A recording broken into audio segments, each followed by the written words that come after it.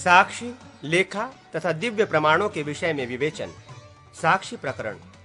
अग्निदेव कहते हैं, वशिष्ठ, तपस्वी, कुलीन, दानशील, सत्यवादी, कोमल हृदय, धर्मात्मा, पुत्रयुक्त, धनी, पंचयज्ञ आदि वैदिक क्रियाओं से युक्त अपनी जाति और वर्ग के 5 या 3 साक्षी होने चाहिए, अथवा सभी मनुष्य सबके साक्षी हो सकते हैं, किंतु स्त्री, बालक, वृद्ध, जुआरी, मत, शराब आदि पीकर मतवाला, उन्मत्त, भूत या ग्रह के आवेश से युक्त, अभिशप्त, पातकी, रंगमंच पर उतरने वाला चारण, पाखंडी, उटकारी, जालसाज, विकलेंद्रिय, अंधा, बहरा आदि, पतित, आप्त, मित्र या सगे संबंधी, अर्थ संबंधी, विवादास्पद अर्थ से संबंध रखने वाला, सहायक, शत्रु, चोर, साहसी, दुस्साहस पूर्ण कार्य करने वाला, दृष्ट दोष, जिसका पूर्वा पर विरुद्ध बोलने का स्वभाव देखा गया हो वो, और निर्धुत, भाई बंधुओं से परित्यक्त आदि साक्षी बनाने योग्य नहीं है।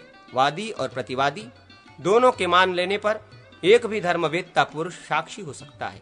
किसी स्त्री को बलपूर्वक पकड़ लेना, चोरी करना, किसी को कटु वचन सुनाना या कठोर दंड देना तथा हत्या आदि दुस्साहस पूर्ण कार्य करना, इन अपराधों में सभी साक्षी बनाए जा सकते हैं। जो मनुष्य साक्षी होना स्वीकार करके 3 पक्ष के भीतर गवाही नहीं देता है, राजा 46वें दिन उससे सारा ऋण सूद सहित वादी को दिलावे और अपना दशांश भाग भी उससे वसूल करे।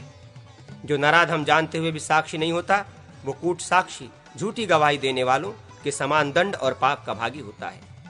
न्यायाधिकारी वादी एवं प्रतिवादी के समीप स्थित साक्षियों को ये वचन सुनावे, पातकियों और महापातकियों को तथा आग लगाने वालों और स्त्री एवं बालकों की हत्या करने वालों को जो लोग नरक प्राप्त होते हैं, झूठी गवाही देने वाला मनुष्य उसी सभी लोगों नरकों को प्राप्त होता है।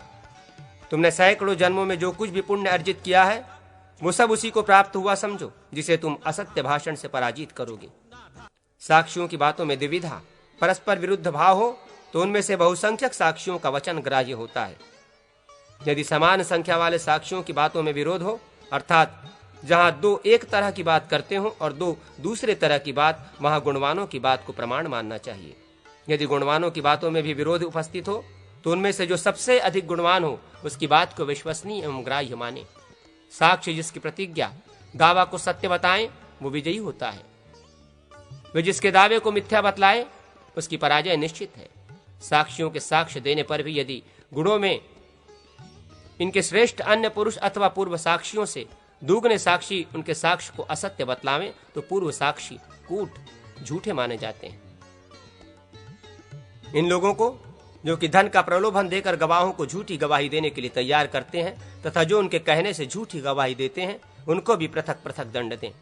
विवाद में पराजित होने पर जो दंड बताया गया है, उससे दूना दंड झूठी गवाही दिलाने वाले और देने वालों से वसूल करना चाहिए। यदि दंड का भागी ब्राह्मण हो तो उसे देश से निकाल देना चाहिए। जो अन्य गवाहों के साथ गवाही देना स्वीकार करके उसका अवसर आने पर रागादि दोषों से आक्रांत हो अपने साक्षीपन को दूसरे साक्षियों से अस्वीकार करता है, अर्थात ये कह देता है कि मैं इस मामले में साक्षी नहीं हूँ, वो विवाद में पराजय प्राप्त होने पर जो नियत दंड है उससे 8 गुना दंड देने का अधिकारी है। उससे उतना दंड वसूल करना चाहिए। परंतु जो ब्राह्मण उतना दंड देने में असमर्थ हो, उसको देश से निर्वासित कर देना चाहिए।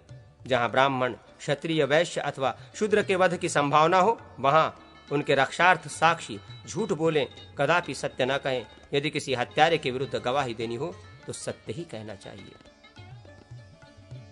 लेखा प्रकरण।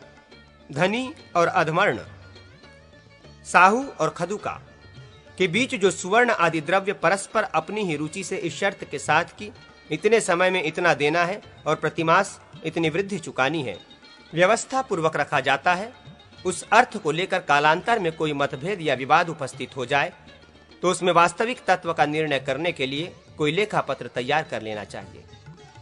उसमें पूर्वोक्त योग्यता वाले साक्षी रहें और धनी साहू का नाम भी पहले लिखा गया हो।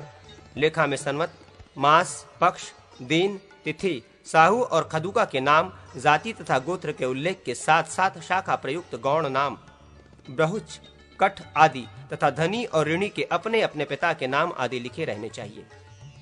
लेखा में वांछनीय विषय का उल्लेख पूर्ण हो। ऋण लेने वाला अपने हाथ से लेखा पर यह लिख दे कि अमुक का पुत्र मैं, अमुक इस लेखा में जो लिखा गया है उससे सहमत हूं। तदनंतर साक्षी भी अपने हाथ से ये लिखे कि आज मैं अमुक का पुत्र अमुक इस लेखा का साक्षी होता हूं। साक्षी सदा समसंख्या 2 या 4 में होने चाहिए।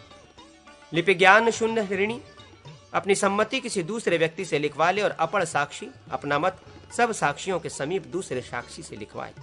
अंत में लेखक कातिब यह लिख दे कि आज अमुक धनी और अमुक ऋणी के कहने पर अमुक के पुत्र मुझ अमुक ने यह लेखा लिखा।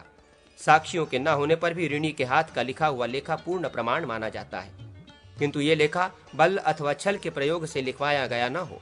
लेखा पढ़कर या लिख कर लिया हुआ ऋण 3 पीढ़ियों तक ही देय होता है, परंतु बंधन की वस्तु जब तक धनी के हाथ उपभोग में आती है जब तक कि लिया हुआ ऋण चुका नहीं दिया जाता है। यदि लेखा पत्र देशांतर में हो, उसकी लिखावट दोषपूर्ण अथवा संदिग्ध हो, नष्ट हो गया हो, घिस गया हो, अपहृत हो गया हो, छिन्न भिन्न अथवा दग्ध हो गया हो, तब धनी ऋणी की अनुमति से दूसरा लेखा तैयार करवावे। संदिग्ध लेख की शुद्धि स्वहस्त लिखित आदि से होती है, अर्थात लेखक अपने हाथ से दूसरा लेखा लिख कर दिखावे। जब दोनों के अक्षर समान हो तब संदेह दूर हो जाता है। आदि पद से सूचित किया गया है कि साक्षी और लेखक से दूसरा कुछ लिखवा कर यह देखा जाए कि दोनों लेखों के अक्षर मिलते हैं या नहीं।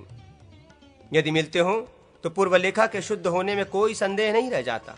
युक्ति प्राप्ति 1, क्रिया 2, चिन्ह 3, संबंध 4 और आगम 5, इन हेतुओं में से भी लेखा की शुद्धि होती है। ऋणी जब जब ऋण का धन धनी को देता है तब तब लेखा पत्र की पीठ पर लिख दिया करे, अन्यथा धनी जब जब जितना धन पावे तब तब अपने हाथ से लेखा की पीठ पर उसको लिखकर अंकित कर दे। ऋणी जब ऋण चुका दे तो लेखा को फाड़ डाले, अथवा लेखा किसी दुर्गम स्थान में हो या नष्ट हो गया हो तो ऋण शुद्धि के लिए धनी से भरपाई लिखवा ले। यदि लेखा पत्र में साक्षियों का उल्लेख हो तो उनके सामने ऋण चुकवावे। दिव्य प्रकरण तुला, अग्नि, जल, विष तथा कोश, ये 5 दिव्य प्रमाण धर्मशास्त्र में कहे गए हैं, जो संदिग्ध अर्थ के निर्णय अथवा संदेह की निवृत्ति के लिए देने चाहिए। जब अभियोग बहुत बड़े हों और अभियोक्ता परले सिरे पर अर्थात व्यवहार के जय पराजय लक्षण चतुर्थ पाद में पहुंच गया हो, तभी इन दिव्य प्रमाणों का आश्रय लेना चाहिए। वादी और प्रतिवादी दोनों में से कोई एक परस्पर बातचीत करके स्वीकृति देकर अपनी रुचि के अनुसार दिव्य प्रमाण के लिए प्रस्तुत हो और दूसरा संभावित शारीरिक या आर्थिक दंड के लिए तैयार रहे। राजद्रोह या महापात का संदेह होने पर शीर्षक स्थिति में आए बिना भी तुला आदि दिव्य प्रमाणों को स्वीकार करे। 1000 पर्ण से कम के अभियोग में अग्नि, विष और तुला इन दिव्य प्रमाणों को ग्रहण न करावे, किंतु राजद्रोह और महापातक के अभियोग में सत्पुरुष सदा इन्हीं प्रमाणों का वहन करे। सहस्त्रपण के अभियोग में तुला आदि 3 दिव्य प्रमाणों को प्रस्तुत करे, किंतु अल्प अभियोग में भी कोश कराए। शपथ ग्रहण करने वाले के शुद्ध प्रामाणिक होने पर उसे वादी से 50 पर्ण दिलावे और दोषी प्रमाणित होने पर उसे दंड दे। न्यायाधिकारी दिव्य प्रमाण के लिए प्रस्तुत मनुष्य को पहले दिन उपवास करवाए तथा दूसरे दिन सूर्योदय के समय वस्त्र सहित स्नान कर लेने पर बुलावे। फिर राजा और ब्राह्मणों के सम्मुख उससे भी दिव्य प्रमाण ग्रहण करावे।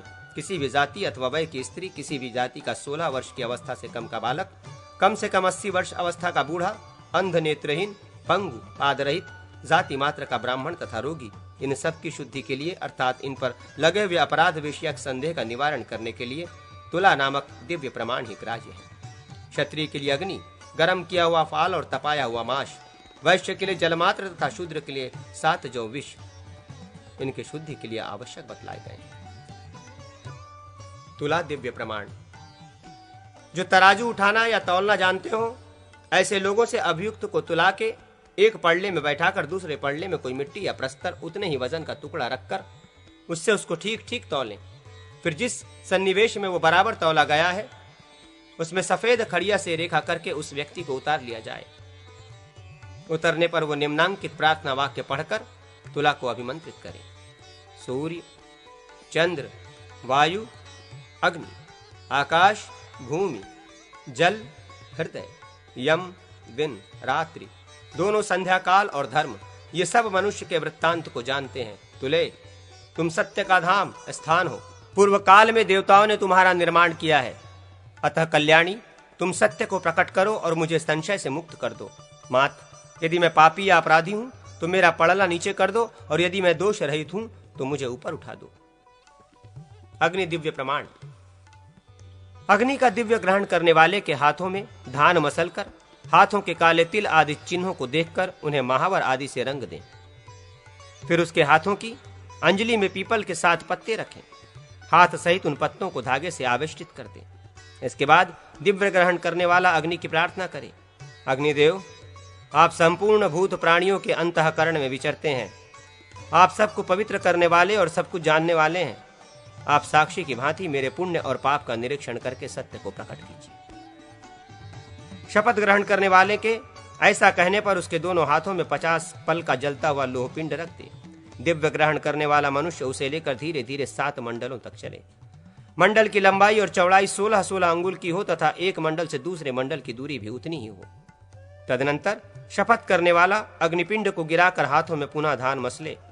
यदि हाथ न जले हों तो शपथ करने वाला मनुष्य शुद्ध माना जाता है। यदि लोह पिंड बीच में ही गिर पड़े या कोई संदेह हो तो शपथकर्ता पूर्ववत लोह पिंड लेकर चले।